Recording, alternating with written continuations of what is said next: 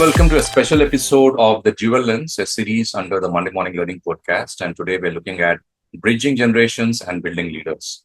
Now we'll explore how two different generations of women leaders, one with decades of corporate and coaching experience, that's Neeraja Ganesh, and the other bringing fresh energy from data training and digital first perspectives, that's Sneha Ganesh, are shaping the future of leadership, inclusion, and personal growth. So great morning, Neeraja and Sneha. How are you both doing? And many welcome words before I kickstart with a round of introductions. Thank you, Ravi, for having us on this show and doing very well. This is the second meeting for the day. So, yeah, a Saturday has started very busy, but I'm so glad we're having this conversation. Absolutely. Thank you, Neeraja. Thank you so much.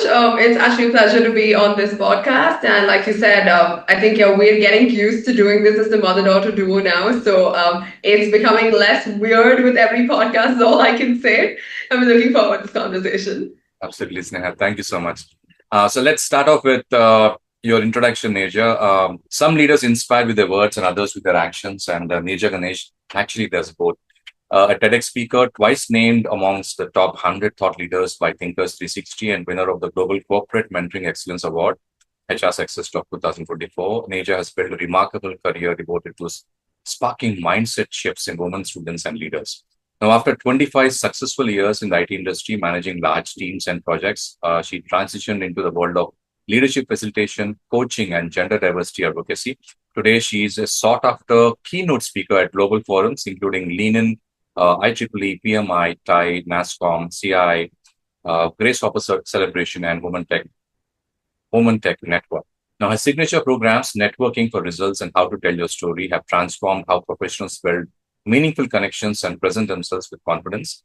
She's also launched TrailBlazHERs, and the Blazers ends with HERS, a 6-month women's leadership program that helps emerging leaders grow and thrive. Now, Neeraja's recent posts on social media reveal her unique gift, turning everyday professional struggles into stories of growth and action, whether it's helping someone overcome the fear of networking, mentoring a professional into launching a new community, or challenging leaders to use LinkedIn as a platform for visibility. She consistently inspires people to show up, speak up, and shine. Now, introducing our second guest, Dr. Sneha Ganesh. And some people analyze data, others tell stories, and Sneha Ganesh does both and more. Now, again, a TEDx speaker, a data analyst at MIQ, Sneha brings to the table a rare blend, technical depth through her triple measure in mathematics, statistics, and computer science, and the human touch through her work as a soft skills and communication trainer. Her career is already dotted with milestones. While she was still an undergraduate student, Sneha began a career at Aspire for her, driven to support the vision of the organization to change the diversity equation of India by bringing more women to enter and persevere in the workforce by enabling mindset shifts. She's a recipient of the, is it NEAS Maya Fellowship? Yeah, by the Indian Institute of Science, and the Lead Like a Girl Leadership Fellowship by Sheenomans. She's also soft skills and career resource trainer, having delivered more than 100 training sessions and workshops, 70 plus one-to-one sessions, and assisted 1,000 plus individuals in their career journeys. But what makes Sneha unique isn't just her resume, it's her energy. She doesn't simply talk about data, she speaks about skilling for the future, building T-shaped professionals with strong personal brands, and the art of storytelling in a world of shrinking attention spans. Whether it's running an intergenerational workshop with her mother, Neeraja Ganesh, or pitching stories in a cozy treehouse, Sneha embodies curiosity, creativity, and polite. She calls herself a social bird, passionate about networking and storytelling, and dreams of traveling the world. After meeting her, you'll believe it. So, warm welcome to both of you. And let's start off with the themes. We have got 5 themes today. We'll start with networking across generations. Then we'll look at personal branding and storytelling. We'll look at women inclusion and leadership, learning, skilling, and career building, and finally, bridging experience and youth. So the first question to you, Neeraja, on the networking across generations. You're recognized as a networking expert who has facilitated countless forums. And how has the purpose of networking evolved from when you began to now in the digital first era? So thank you for that question. And I think there cannot be any conversation without asking me the question on networking. Because most of the times when I walk into rooms, they call me networking Neeraja, and probably they don't know anything else about me but the fact that I network well and I enable others to network well. Getting to your question, right? Let's start with the definition of networking. So networking is all about giving. Networking is all about adding value. And this has been the definition forever, I think. This has been the definition from the past. This is the definition today. And I think that this is the definition that's going to stay when you talk about networking. Now, the question is, what can we give? What is the value that we can provide? It obviously depends on how well we have understood the other person with whom we are trying to network in terms of what is the other person's aspiration. What are the challenges that they are facing? What might be the resources that they are looking for, right? Now, let me give you a very simple example. So, Tayan KDR referred me as a guest to you, Ravi. He provided value to you, and he provided value to me. It's as simple as that. You're looking for guests, and I'm looking for platforms to share my thought and thought leadership. It can be as simple as that. So you don't have to really, think through and, reflect to say what is the value that I can provide to somebody else. And the minute we do this, now we've connected, and I'm sure this is going to be a long-standing relationship, and we'll explore what opportunities both of us can provide to each other, collaborate, and do more, right? And this is all networking is. Another story, if I can kind of give, is many years ago, I think it was 2016, I met this lady called Padmaja Narsipur. She is the founder of Clearly Blue Digital, and more recently she's launched another platform called as Adaptive Learning Labs. Now, she was a mentor on Jobs for Her, which is where I met her because I'm also a mentor on that platform. Today, Jobs for Her is called Her Key. So when I quit from my corporate, I was meeting people with whom I had connected already because I really didn't want to get into the corporate grind again. I wanted to do something very new, something different with an impact. So I was just meeting all these people, and I was not meeting them to ask them for a job or opportunity. I just wanted to assist them if I could in some ways. I bring in some value with my years of wisdom. Now, this was 2016, 2017 when I met her for the first time. Over the years, we explored many opportunities to collaborate. Some did go ahead, some did not, but we stayed connected. We helped each other in whichever way we could. I could probably give her some client referrals, speaking gigs. She did the same with me.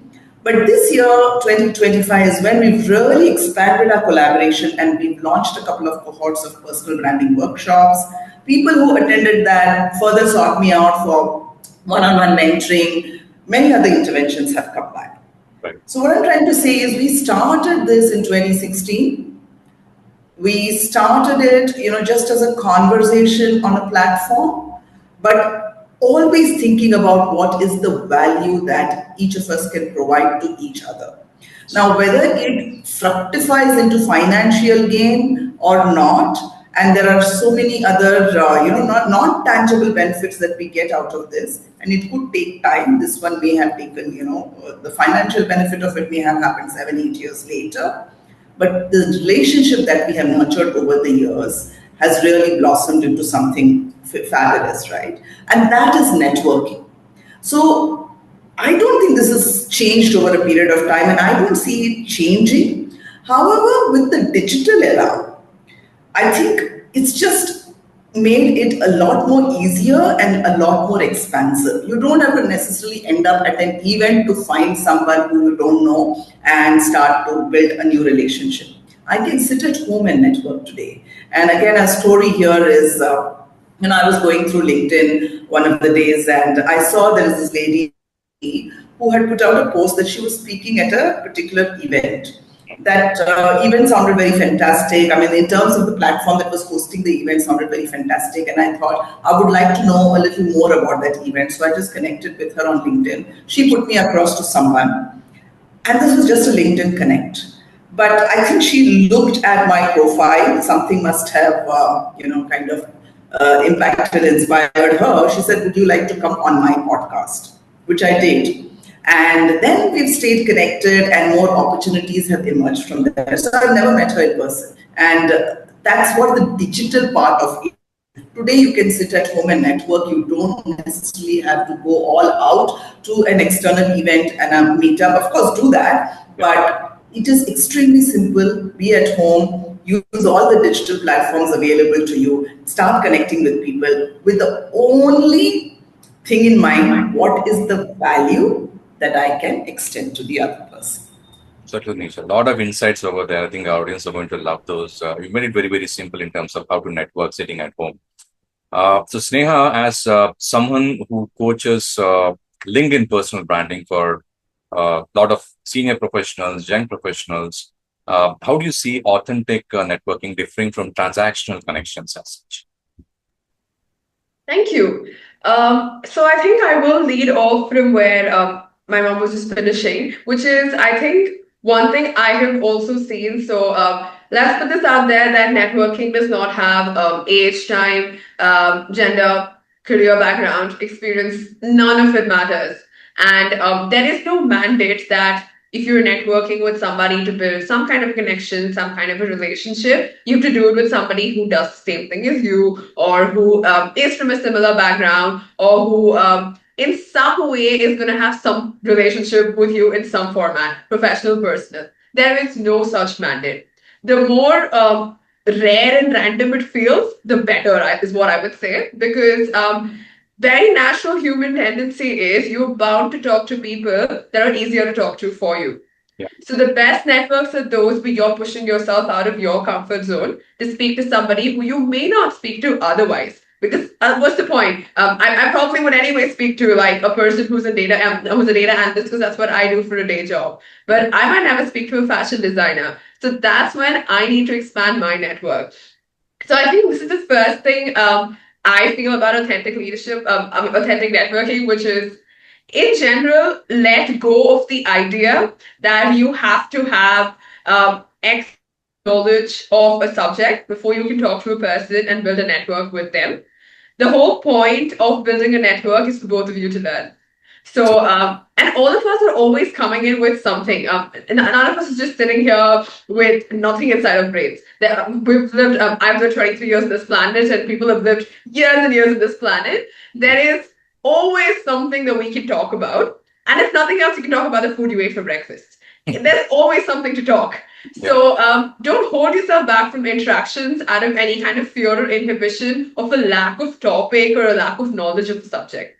So that's the first thing. And I think when it comes to authenticity, right, what we're having here right now, it's just these simple conversations. It's choosing to show up who you are without having to think that, oh, the other person's maybe going to think about me saying, oh, this person's not experienced, I should not talk to them. Choose to show up as who you are. Choose to show up with whatever unique value you bring to the table. Don't think about, oh, my value is this, what is the other person's value, how is it going to impact me, how am I going to impact him? Don't go into that overthinking spiral. Instead, just say, okay, it's a conversation, and I'm having a conversation. None of us really think about why we're having the conversation. And trust me on this, if you keep doing it, there's always somewhere, the universe is crazy. So it does something, and that network will always make it show up in ways you didn't think about. And I'll give you a story to talk about this. So I've been like attending conferences for a while now. I started off when I was, I think about 6-7 years ago when I was still in school. I used to go with my mom. She was attending conferences, and I just tag along with her, saying, why not? And for me, it was just a new experience because I was a school-going kid, and my world was very limited to my school textbooks and the people I met in school. So I would just go with my mom because it was new exposure, new people, and I've always been a social bird, so why not talk to people? And eventually, I think that kept building on as I went into university. I started doing stuff myself on stage because I always enjoyed being on stage. And but I would still go ahead with my mom. And we'd attend these conferences together. There were times when she was speaking at these conferences, and I'd sit in the audience and I'd listen. And with time, that's changed, and it's been the other way around, where like she's been in the audience and I've been on stage. There's been a lot of that's happened. And in one of these conferences, again, I was an attendee over there, and I was sitting in the audience, and the people who were organizing this conference, they were part of a big multinational company. And of course, when the conference was over, I just wanted to go say hi to them, tell them what I did, just a basic introduction, to tell them that I loved the kind of topics and the kind of things that we were talking about that day. The whole summit was very beautifully organized. And I did this, and there were 2 to 3 senior leaders. And in today's digital world, the natural way is no more cards. We just do the LinkedIn Connect. So we did the LinkedIn Connect, and that was it. And I didn't do it with the intention that, okay, this person's going to like remember me, or this person's going to give me X business. That was none of my agenda. All I said was, yes, this person was there at the conference. It was great talking to them. Let's remain connected. And that was the start of a network, which was very not selfishly built. They connected with me for absolutely no gains, and I connected with them for absolutely no gains. We stayed in touch, and of course, since we're on LinkedIn, we're actively posting, we're looking at each other's content. Fast forward to say about 8-9 months later, I get an email from one of these people from the person I met at the conference saying, would like to connect with you to discuss something. And I say, okay. And again, it's a conversation, so you never say no to conversations. So I show up in that meeting, and in those 9 months of a network or relationship that we began with absolutely no actual idea of where it was going to go, they reached out to me because they had been consistently following my work, the kind of stuff that I spoke about, and realized that, oh, now there's something that I feel she can add value to us, so we should reach out to her. And they reached out to me because they wanted me to come and deliver a training workshop for some of their senior leaders as part of a program in their company. And because they've seen the kind of work that I do and the kind of value add that I was bringing to the table, they realized that I might be somebody who is the right candidate for them to do this. This was not something we realized that afternoon at the conference. We were just talking over. I think we were just eating. I remember I was eating a tiramisu. We're eating and just talking. It was as simple as that. So don't think about what is going to happen, but just make that connection with your authentic self. It'll always make sense somewhere. Absolutely. Lots of insights there. I was actually thinking of, Pankaja is around 54 or 55 years now. And I am used to listening to him because every now and then he comes on the podcast with different leaders as such. And he consistently is a networker and gives a lot of hints and tips. And I was actually wondering, is this Sneha Rai? It looks like, the kind of maturity, the kind of authenticity, and the kind of insights you're sharing is someone who's actually done a lot of networking since schooling. I think your mom actually helped you a lot, but I think you've grown into your own space now. That's what I can see, Sneha. Thanks so much for your view. Moving to the personal branding and storytelling, Neeraja, you run workshops on a brand called You and storytelling for communication. What's the biggest mistake leaders make in building their personal brand according to you? Okay, so Ravi and the audience will hear a lot of stories from both of us, because I believe stories are what lead to the learning more than me saying this should not be done or this should be done, because people will just take those as words and statements and yarn maybe. But when I narrate the story, it really kind of proves the point. So here, of course, I quit from a corporate, and then I went to head the jobs for her foundation for about 18 months. And it was then that I decided that when I started getting invited to speak, the audience would come and tell me that they enjoyed it, and it was a little different to what they have heard from others, because I narrate a lot of stories. It's very experiential. They're able to connect to, I was going through similar things that they are probably now going through. And when I talk about how I made a shift, they feel they can also action, some of those things, and it will, transform them. So I said, what am I doing? I'm just sharing my experiences. And if 10 minutes of sharing an experience can bring about a mindset shift, then I must do more of this. So I decided that I should start launching some training programs as I came out of the jobs for her foundation. Now, obviously, the thing that I was thinking is, who's going to come and listen to me? nobody knows Neeraja Ganesh as such. So I collaborated with someone else who's been in this space of training for a longer time. And he said, Neeraja, let's do a few free webinars, because that way you can establish yourselves as what is it that you bring to the table, and then we can look at some paid programs. And this was much prior to COVID. I mean, all of us knew about webinars and all of that. It just hit us, in 2020. But this, I think, was still 2019, a year before that. So we launched a program on networking, a webinar, a 90-minute webinar on networking, and we sent it out for registrations. Obviously, I put it out on my social media. He put it out in his personal social media. He put it out on his company social media also. And we got 96 registrations, which is fantastic, I think, the number. But when I looked at the names and, the more demographics, all 96 were women. And I thought, how come? I mean, that was not something that was intended, because I was not doing this program, a workshop, webinar only for women. So I went back to look at the poster to say, did we by mistake say this is only for women? But it did not say that. It just said networking for results. And it had my picture, and it had registration details.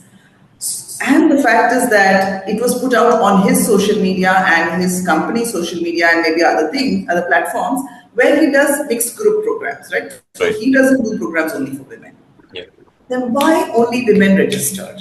And then when I reflected, I realized that for the 18 months before this, when I was heading the Jobs for Foundation, whatever offerings we did through the Jobs for Foundation, which I was further amplifying through my own social media, I used to keep saying, hey, this is for women, because the platform was for women. Right. So even though this one we did not explicitly state that, people, I think, just assumed Neeraja does programs for women, which meant the brand had got built without even me knowing. Whether it was right or wrong, we can always debate about it, but the brand got built that Neeraja does a lot of work for women. I had never worked towards building this brand. Yeah. I was extremely authentic through those 18 months because I really wanted to impact women, and that's all that I was doing, authentically wanting to create the impact, and it just showed. So what I want to start saying here is a brand always exists. I mean, even if you think that, okay, today I have to start building my personal brand, sorry, it is existing. You have a personal brand. Ravi has one, Neeraja has one, Sneha has one. Because a personal brand gets started to build and starts to get visible based on what do you do, how do you show up, and what is it that you speak. All of that contributes to your personal brand. What you stand for, your larger purpose, your mission. That's what actually creates the personal brand. So coming to the question, what is the mistake that people do when they now want to start building their personal brand? First of all, you're not starting to build your personal brand, it is existing. Which means some of us, like I, wasn't aware that whatever I did was contributing to my personal brand. I was happy with what it had done to me because I really want to continue to work in the space of women, so that was okay. But if you didn't realize that, then you need to kind of review what seems to be your brand presence today, and if there is something that you need to tweak, then you may have to start showing up a little differently. Okay, that's one part of it. But what is happening today is that people know they have to become very visible, their brand has to show up, and so they're trying to do certain things, and that's not very authentic. And that shows through. You cannot say, speak, show up in a space which is not what you're authentically standing for. It's not authentically your purpose. It's not authentically your mission. So, for example, they may reach out to you, Ravi, or they may reach out to other podcast platforms and say, I want to appear on this podcast. Thinking that that's going to create their brand presence. But what they forget is their authenticity has already created something. The podcast appearance and every other media appearance and everything else that is going to happen is just accentuating and making it more visible.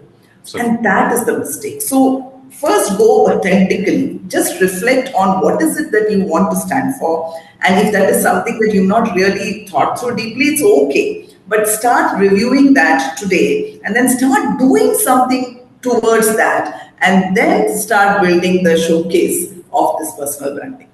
Absolutely, Neeraja. Thanks so much for those insights.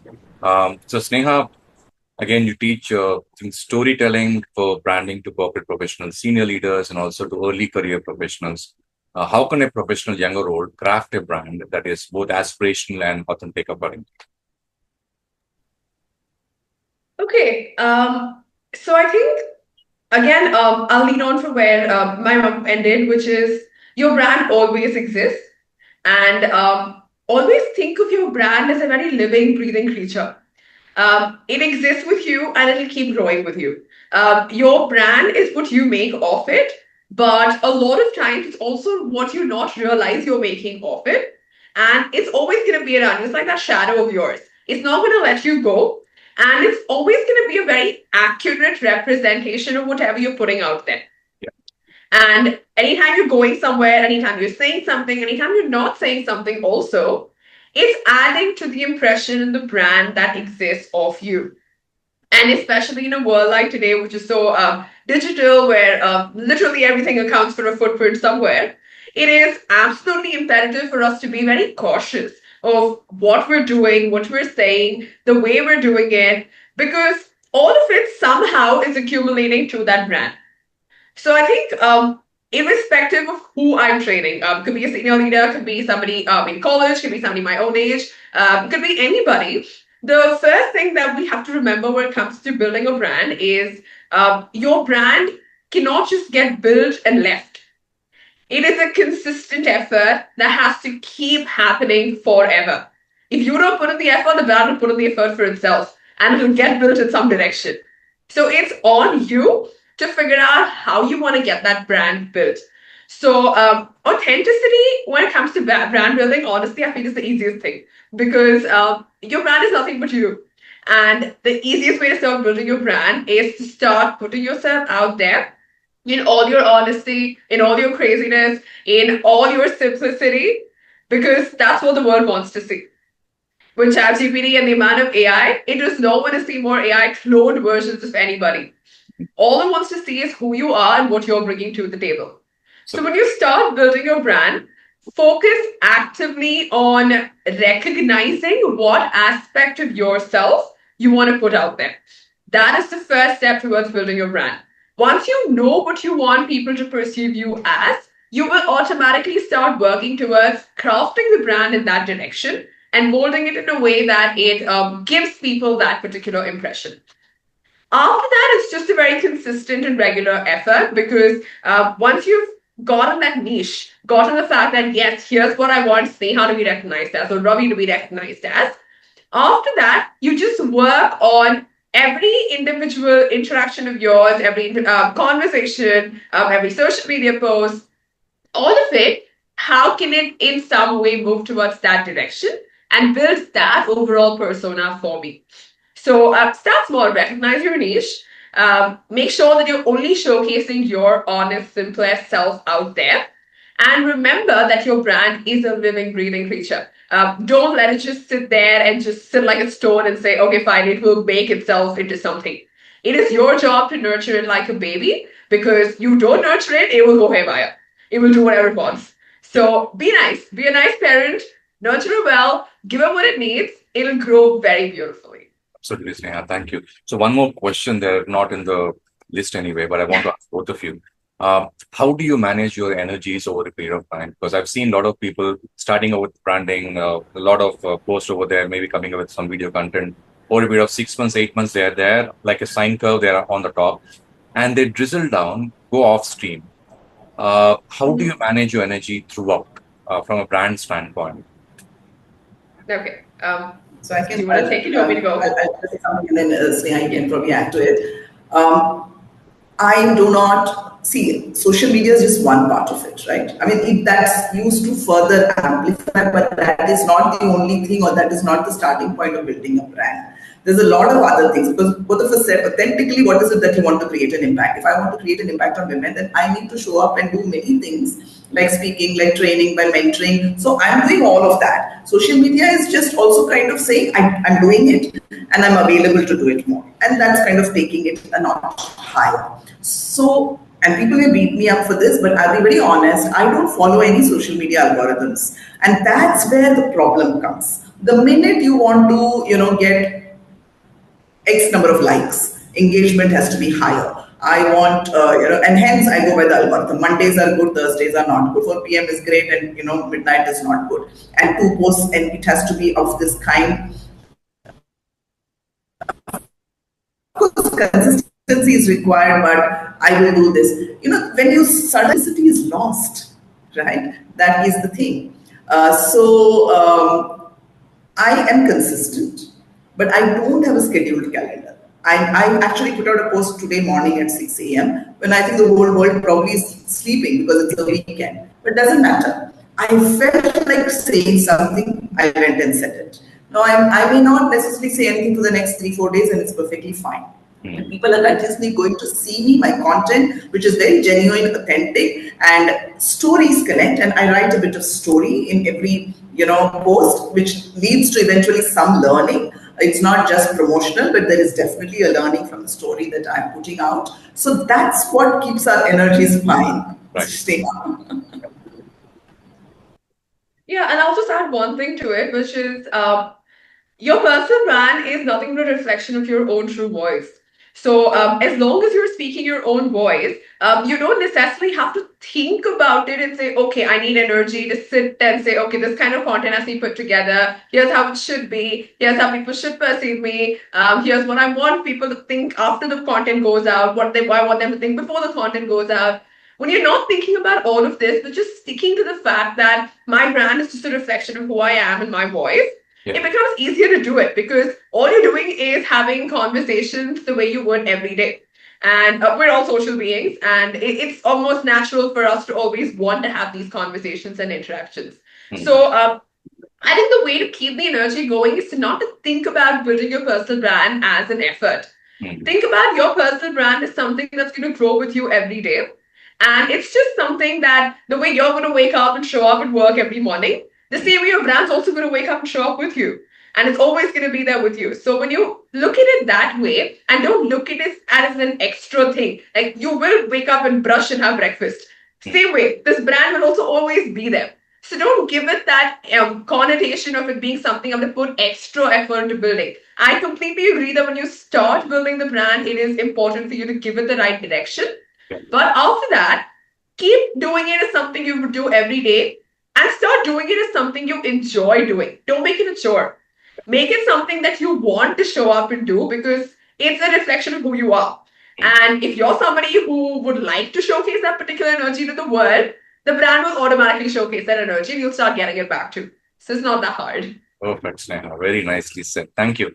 So moving to women inclusion and leadership, Neeraja, through, I think, TrailBlazHERs and gender diversity programs, you helped a lot of women leaders rise. What systemic biases still surprise you in boardrooms today? Okay. So I'm mentioning a senior leader, a woman leader, which we don't want to say woman leader, but here the leader is a woman in a male-dominated automotive industry. Okay. And in the couple of conversations we've had, she has been calling out the toxic culture, the patriarchal mindset, and she being the only woman, and how every effort is being made to make her feel as if she's in a wrong place and that she does not deserve to be where she is, right? So she says while she's much better than most of her peers, that is acknowledged by her organization, her customers. However, she still has to fight a battle in her mind because of the way the culture is, whether she needs to fit in, whether she has to play small, whether she needs to keep quiet. Despite the organization knowing that the leadership is patriarchal, the organization is not wanting to really counsel them. They acknowledge you are good, so be there, do it. But nothing is getting done to tell the rest of the leadership to kind of be inclusive, right? So this is the mind battles that she is going through, and I think many other women in similar situations are going through. So we have given the opportunity. So nobody is going to say, oh, we never gave the opportunity to the woman, right? We have given the opportunity, make the most of it. So diversity is happening. But where is the culture being set to embrace the diversity? Where is the culture to make the person feel belonged to the space? Okay. And now, if this is at a senior level, I was also delivering a workshop to a junior women in a banking GCC. So let's talk about a space that we all are very familiar with.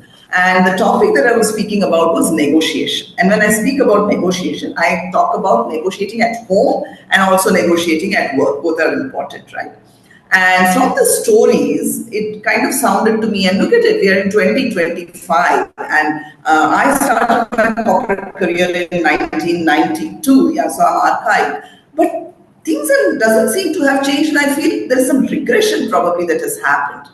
From the stories that I was hearing from these junior women, it appears that patriarchy is still existing in the households, and the managers are still trying to pin down the team members, right? Because, well, I've not largely conducted sessions for men. Maybe it happens, maybe these managers are also pinning down the men, I'm not really sure, but definitely from the women's stories, I know it's happening to them. The women are experiencing it. And the women seem to have decided, okay, let things be as they are. I mean, how much can we fight? We have to fight, it out at home. We have to fight it out in the organization. So let's just accept it, move ahead, do our very best. Now, where is the parity?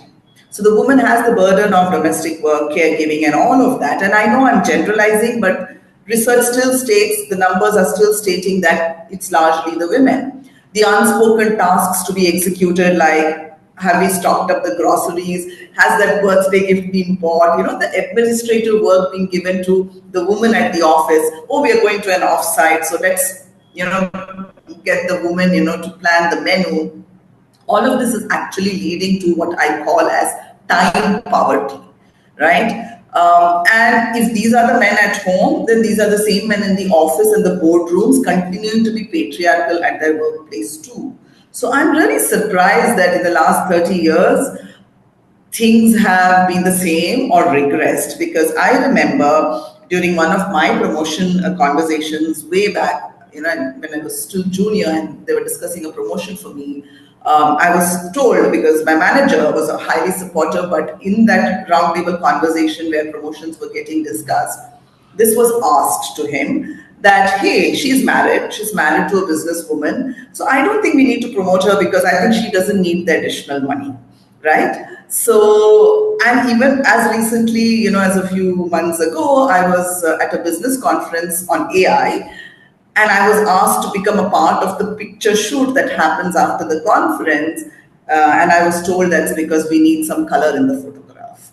So I'm really being very, very harsh here, but this is reality, and it surprises me because things have not changed in the last 30 plus years, and it really angers me, but also saddens me that while I go and give all of these lectures and I try to change mindsets, but at some point in time, there is only that much that a woman can do. And hence the question is, where is the inclusion? Where is the culture which can try and help any form of diversity? Here we're talking women to feel belonged to that particular space. So Sneha, you've spoken about unconscious bias at TEDx. What advice do you give young women entering workplaces that may not always be equitable? So I think a lot of it is advice I myself follow because I am a young woman myself who's just in the workplace. And I think a lot of times there's a lot that I learned from people around me. And there are a few things that I think have really worked for me. And I know it's worked for others I've seen around me too, which I will certainly leave our audience with. One, I think, is actively seek out for voices that will support who you are.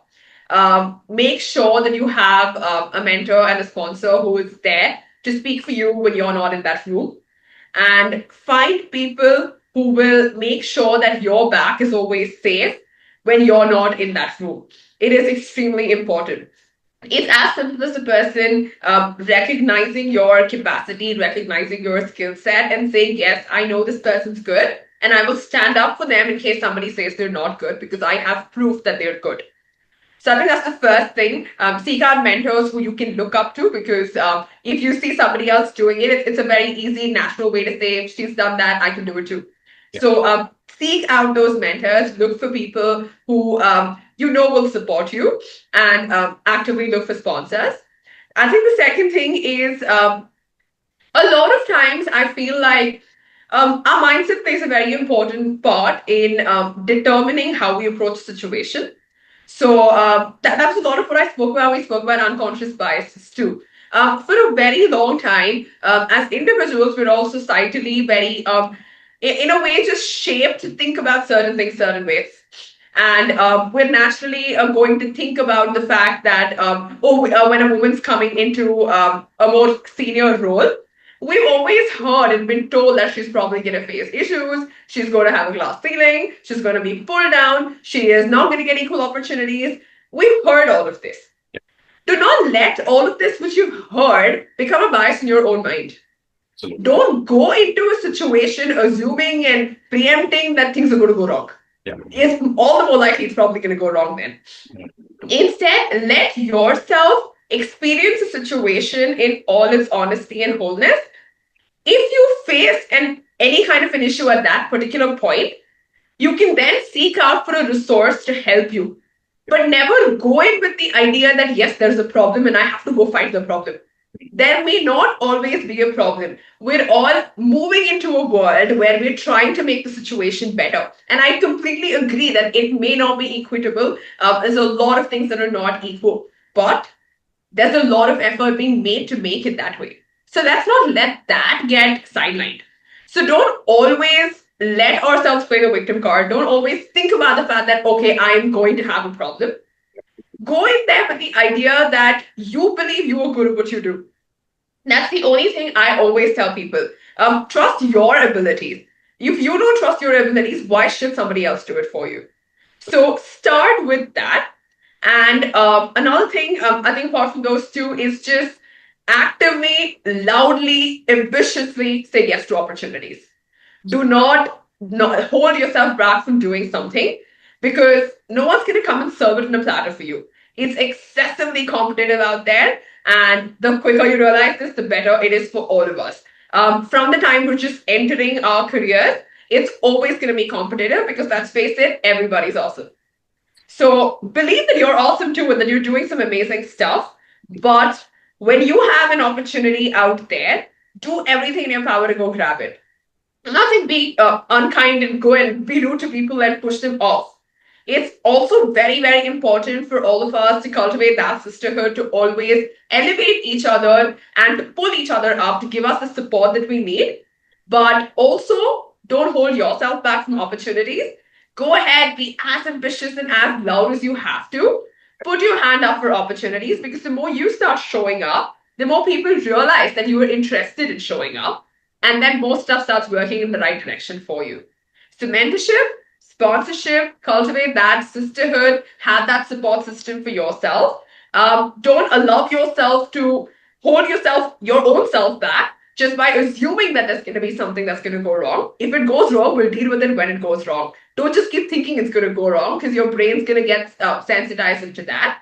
And just be wildly ambitious. Absolutely, Sneha. Thank you. This reminded me of a recent podcast with Saraswati Ramachandran, who's the managing director for Lightcast.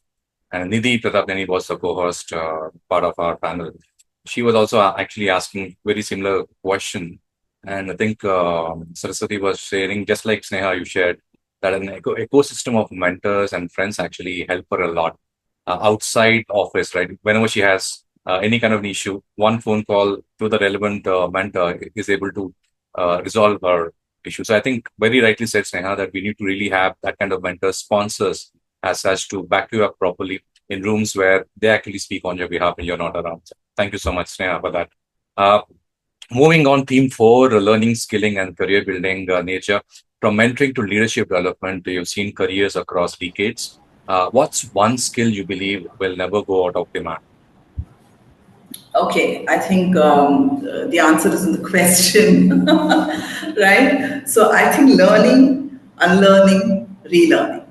That is what one needs to have a mindset for. I mean, if you may not necessarily call it a skill, but I think it's a mindset that one needs to have. And when we say learning, learning is not only about certifications, right? That's not learning. I mean, today one needs to understand learning is way beyond degrees and certifications. Learning is about how to approach opportunities. I mean, Sneha said, I mean, dream big, play big, seek out opportunities, never say no, right? So that's the approach to opportunities. So, of course, you do network well, you've got to ensure that your brand is visible. Try out something new even when you do not have the required skills. Because in today's era of open AI, I mean, no one needs to have a particular skill, right? I mean, you just can't pick up something. You can always have your buddy next to you, which is any of the GPTs that you like, and go ahead with it. But the mindset to want to grow, the mindset to try out something new is most important. One has to be comfortable with change, and so you have to get out of the comfort zone. So let me give this example, and Sneha is going to kind of laugh her head off at this point in time, right? So we all come from an era of Microsoft PowerPoints, and today is an era of Canva or something else. Now I've stayed with PPTs for the longest time and still continue to. And when Sneha and I collaborate on some sessions, she will want everything on Canva. And I would just download the Canva template that she would create, make my slides on PPT, and then once she's finished hers, download her part from Canva and kind of merge the two and go about it, right? And this is a mindset that I want to only PowerPoint and I can only do that. Now, last week, I decided to launch a 7-day LinkedIn writing mindset challenge. I just realized that everyone sits through my personal branding classes, workshops, and we have all these conversations. But one of the things that they still need to do is write on LinkedIn. But there is a mindset, a huge mindset block to say, should I? Why should I? People will look at it, they will read it, they will laugh at it, they will judge me. What about comments that will come? Who will read? I mean, there's so much of already content existing. Why will someone, enough of questions that come and they don't go ahead and write it. So I said, I'm just going to launch this 7-day LinkedIn writing mindset challenge. So I'm not really helping people with writing, but I want to prime them to get a mindset that I want to be on LinkedIn. Right. So I just launched it. Now, when I have launched it, I have to do everything about it, right? I have to get out a poster and I have to do the promotion and all of that. And I just went to Canva. And I realized it was so easy for me to get everything done on that particular platform. Yeah. So what was holding me all these days that I said, no, I'm going to only use PPT, right? It was just the mindset. So learning, and of course you have to unlearn, because unless you unlearn, you're not going to have space for new things to sit into your brain. Yeah. So there is unlearning. You have to be, kind of savvy with that, and then learn new things, relearn new things. And that can be done by listening to podcasts, meeting new people, having conversations, reading meaningful articles on social media. All of that is learning. And I think that is something which will never go out of demand. Absolutely. Thank you. So Sneha, you emphasize T-shaped skilling, and can you break down how students and young professionals should decide what to go deep in and what to keep broad? All right. So I think the way that I usually, so when I'm training on T-shape, and I've done T-shape for, I trained this topic for college students. I do it as part of placements. I also do it for young new entrants at companies, and I also do it for senior professionals. And the idea of the T is always the same. It's just what constitutes your T, which will change with time. But your T fundamentally will always be the same. So I think the way that one should approach their T, or the easiest way to approach your T, is to answer these two questions for yourself. What is one area that I feel as an individual I see my career growing in? The answer to this question will change. I will expect it to change. If it's not changing, maybe a little bit reflection, because it should be changing, especially in a world as fast-paced as ours today. So answer the question to understand what is your core domain of interest. Where do you see your career growing in the next 2 years? Let's keep it small because stuff's changing too fast. Answer this question for yourself. Once you've answered this question, you will automatically know what is that area which your depth has to come into. When you know what your depth has to come into, the next question to ask is, when I'm not focusing on that depth, for my depth to still continue growing, what other skills do I need? Or the other question to also ask yourself is, outside of this, for me to exist as in any form, could be as a corporate employee, could be as an entrepreneur, could be just somebody who's a freelancer, anything. For me to exist and contribute in a community of professionals outside of that one skill. So let's say if I identify that skill as coding for myself. Coding is just me and my system. That's all. If that was all the skills I pursued, I would be redundant like a dinosaur. That would just not help me. So outside of that skill, for me to continue being relevant, for me to engage with other professionals in the community, what skills do I need? And the answer to that skill cannot be the same as the answer to the first question. You will have to have two different sets of answers to both of these questions. So that's the way I ask people to approach this. So there is no set formula for it, and no two people's tea will look the same. So don't try and take someone's tea and copy it onto your tea. That will not work. So ask yourself these questions. Give yourself the time and the permission to reflect on the answers to these questions and be honest about these answers. Just because the world is doing something, you don't have to do the same thing and say, okay, my depth and breadth is also going to be this. Yeah. It doesn't have to be. It will be unique for you, and we'd love for it to be unique to you. So have the courage to explore that for yourself and answer these two questions for yourself. And I will also encourage to do this as a very regular exercise. Because if you don't do this as a regular exercise, like my mom was also talking about, the most important skill has to be constant upskilling and relearning. So if you don't always ask yourself these questions, you will keep thinking that your tea is there, nice and strong, but that poor tea is broken a long time back, and now you don't know what to do with it. Yeah. So that tea of yours has to grow with you. Absolutely, Sneha. I think while you were talking, I was actually reflecting on senior people who go through layoffs. They'll be in the age of around 50, 52, 55, have had around 30 years of a career in different kind of industries. Have friends networking really very well across the board, but still struggle because in your point of tea, they really need to have done that analysis on a day-to-day basis and should have actually shifted earlier, but they're reflecting now. So I think your advice is very useful for students, young professionals, mid-management, as well as people at around 50, 55 who might have actually been laid off. So thanks for that. Coming to the last theme, so quickly we came to the last theme. Let's look at bridging experience and youth. Neeraja, having shifted from corporate to your calling, what role has mentorship played in bridging generations at work? Mentorship is powerful, right? But more powerful are stories. Stories from our lives, stories from my life, stories from Sneha's life, stories from others' life. And if I have to talk about intentional careers, I can really talk about Sneha's vision board. Okay, and the vision board there said she wants to be on public stages, and there was one small, mic which said TED on top of that. This was in 2020 when she was 18 on her vision board. Yeah. First day of her degree, which was all virtual. I'm sure she was not the happiest, but still she went ahead and created this vision board. Right. 2024, she gave her TEDx talk, right? So, if I have to talk about confusion, feeling stuck, midlife crisis, etc., I actually talk about priorities at every stage in one's life, and doing only the things that fit in those priorities. So I chose to take roles in the early years of Sneha, which enabled me to be with her in the evenings. I mean, this is a story that I'll tell people, right, when I'm mentoring people. So I'm going to talk about when Sneha was growing up, early years. I decided I'm going to do 9 to 6, nothing beyond 6, because I want to be with her in the evenings. And then I said I'm going all out, so I traveled, I did long hours, etc.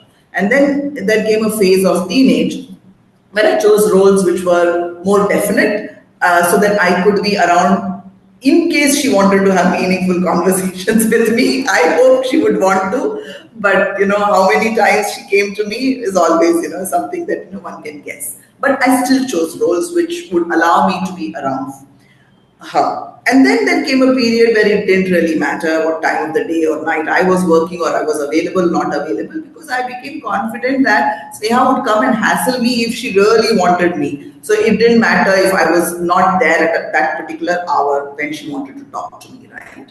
So when I narrate these stories, so if someone has come to me saying, I want to look at a goal for myself, I want to have intentional careers, I can give Sneha's story of the vision board and how she reached where she wanted to. When people talk about feeling stuck, midlife crisis, etc., I can talk about the stories of how I meandered through my priorities at every stage in my life, and I picked and chose, the roles that I want to do. And these stories are what are enabling my mentees. So it's while it may be called mentorship, but eventually it is storytelling. So stories along with mentorship play a very big role in bringing in the desired impact and the desired transformation. So really, that's what I am trying to do. And I think that's really enabling multiple generations. It's not just, the Gen Zs, or it's not, the 50 plus who are probably figuring out, am I going to retire at 60 or am I going to stay on till 60 or should I start looking at something now? It enables all of them. Absolutely, Neeraja. I think recently, just two weeks back, if you remember, I put across a post when I looked at the metrics in LinkedIn. So last year, literally touched 1 million kind of views in LinkedIn, and I was very, very surprised to see it didn't put much effort over there. And as you very rightly said, Neeraja, what you really feel authentic, and when you put that out as a story, people really love it because they actually read a lot of content on LinkedIn, right? And when you put a GPT story over there and when you put a genuine story of yours, there is a huge kind of differentiation with respect to how people actually feel. And I saw it myself. So I very much agree with what you're put across, Neeraja. So Sneha, the last question to you. You had global recognitions early in your career. How do you ensure you're learning from senior leaders while also bridging your own voice to the table? Okay, I think for this, I'll use a story to talk about this. And so I started my career when I was just out of grade 12. That's when I started my career. I've graduated like 2 years ago now, so I've probably been doing stuff about 5-ish years. But I think when I started my career, it was pretty. I was pretty lost, to be very honest. Like most people, I was pretty lost. And plus, COVID just hit us. I had no idea what was happening with my university. I was just there, and I was applying to colleges. I was writing my entrance exams, and I was doing all of it. But also, I was stuck at home with just my mom and dad. Very, very scary. So I was like, okay, got to do something else just so I can keep myself sane.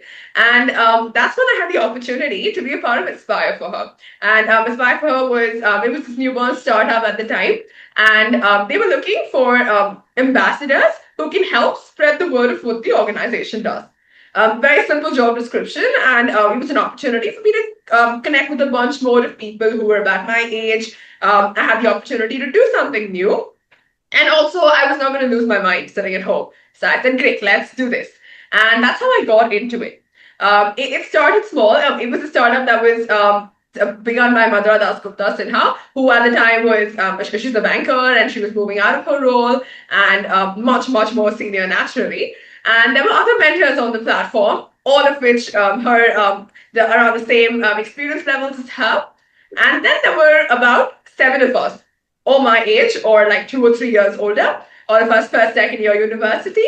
And that was how the organization existed. That was the brick and cement and everything of that organization. A bunch of extremely senior folks and a bunch of extremely junior folks. And that was my first experience and taste at everything corporate, at everything career, starting from how to work with people, starting with different kinds of departments, starting with communication, but most importantly, understanding that intergenerationality is in the blood and water and everything of every organization, of everything that you do. If you don't know how to have healthy relationships with everybody across the board, if you don't know how you can give something and also take something from everybody, and if you don't know how you set aside ego, nothing works.